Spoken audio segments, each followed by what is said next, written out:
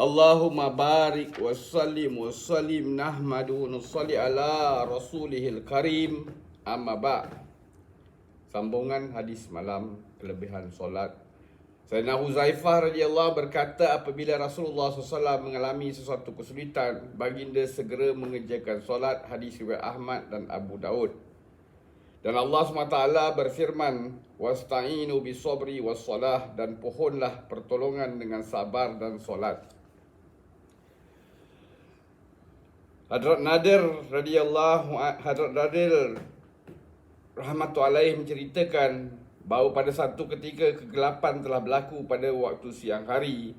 Saya berlari menuju kepada Sayyidina Anas radhiyallahu anhu lalu bertanya, apakah keadaan seperti ini pernah berlaku pada zaman Rasulullah SAW? Beliau menjawab, semoga dilindungi oleh Allah. Pada zaman Rasulullah SAW,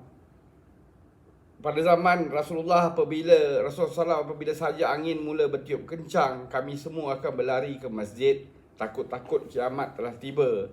Sayyidina Abdullah bin Salam radhiyallahu berkata, sekiranya keluarga Rasulullah SAW ditimpa sebarang kesempitan, baginda SAW akan memerintahkan mereka mendirikan solat dan baca ayat yang berikut, wa'mur ahlaka bis solati wastabir 'alaiha la nas'aluka rizqan nahnu narzuquka wal 'aqibatu littaqwa. Dan perintahkanlah keluargamu serta umatmu mengerjakan solat, dan hendaklah engkau tekun bersabar mengerjakannya.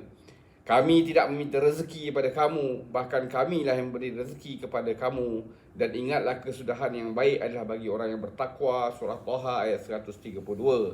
Dalam sebuah hadis disebutkan, apabila seorang itu menghadapi apa-apa hajat, sama ada hajat duniawi atau ukhrawi yang berkaitan dengan Allah SWT atau manusia, hendaklah dia mengambil wuduk dengan sempurna, mendirikan solat 2 rakaat, kemudian memuji Allah SWT dan berselawat ke atas Nabi SAW. Selepas itu hendaklah dia membaca doa berikut, insya-Allah hajatnya pasti akan disempurnakan oleh Allah SWT. Doa tersebut ialah la ilaha illallah wal halimul karim, subhanallahi rabbul arsyil azim, dan seterusnya. Maksud dia, tiada Tuhan yang layak disembah melainkan Allah SWT yang maha penyantun lagi maha pemurah. Maha suci Allah SWT, Tuhan yang memiliki arasy yang agung.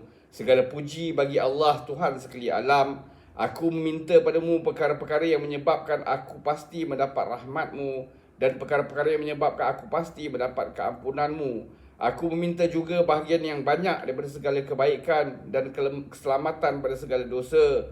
Wahai Allah, jangan tinggalkan padaku satu dosa pun kecuali Engkau mengampunkannya, dan sebarang kesusahan pun kecuali Engkau lepaskannya, dan sebarang hajat pun yang Engkau redai kecuali Engkau tunaikannya.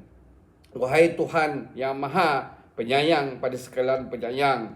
Hadrat Wahab bin Munabih rahmatullahi berkata bahawa segala hajat dapat dipohon pada Allah SWT melalui solat. Apabila orang-orang dahulu menghadapi sebarang kesulitan, mereka akan mengerjakan solat. Ibnu Sirin rahmatullahi berkata, sekiranya aku diberi pilihan antara memasuki syurga dan mendirikan 2 rakaat solat, maka solatlah yang akan menjadi pilihanku, kerana masuk ke syurga adalah semata-mata untuk kesukaanku, sementara 2 rakaat solat pula adalah untuk keridaan Tuhanku. Rasulullah SAW telah bersabda, patutlah dikagumi seorang Islam yang ringan bebanan hidupnya, iaitu tiada bebanan yang banyak pada ahli keluarganya, mempunyai banyak masa lapang untuk mendirikan solat, sabar menjalani kehidupannya dengan rezeki sekadar mencukupi keperluan, mengerjakan amal ibadat dengan baik, tidak dikenali ramai, meninggal dunia ketika usia muda, tidak banyak meninggalkan harta pusaka, dan tidak ramai orang yang menangisi kematiannya. Dalam sebuah hadis, Nabi SAW bersabda, banyakkanlah mengerjakan solat sunat di rumah-rumah kamu, solat akan menambahkan kebaikan dalam rumahmu. Semoga Allah SWT bagi kita taufik untuk kita ambil iktibar, amalkan dan sampaikan. Subhanallah wa bihamdihi, subhanakallahumma bihamdika, asyhadu an la ilaha illa anta, astaghfiruka wa atubu ilaik. Subhana rabbika rabbil izzati amma yasifun, wassalamun alal mursalin, alhamdulillahi rabbil alamin. Taqabbalallah.